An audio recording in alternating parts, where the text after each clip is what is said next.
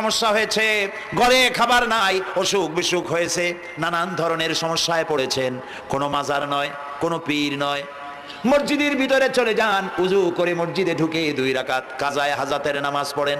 রাসূলুল্লাহর উপরে যখনই বিপদ হতো তিনি নামাজে দাঁড়ায় যেতে। সুবহানাল্লাহ বলো। আপনি কেন যাবেন একটা কবরের কাছে?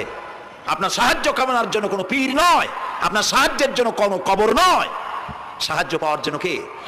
আল্লাহ চান আপনার ইমানটা খালেস হোক। আল্লাহ তাআলা এটা বরদাস্ত করতে পারেন না যে মানুষ কারো কাছে গিয়া আরেকজনের কাছে গিয়ে নথি স্বীকার করুক, আল্লাহ সহ্য করেন না। আপনি কোনো অসুবিধায় পড়েছেন,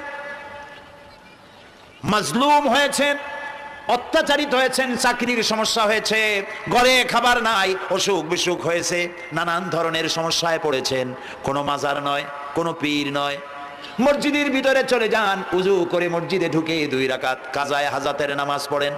রাসূলুল্লাহর উপরে যখনই বিপদ হতো তিনি নামাজে দাঁড়ায় যেতে। সুবহানাল্লাহ বলো। আপনি কেন যাবেন একটা কবরের কাছে?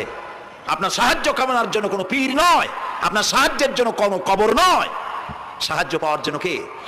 আল্লাহ চান আপনার ইমানটা খালেস হোক।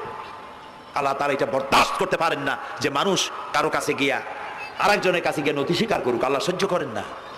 আপনি কোনো অসুবিধায় পড়েছেন,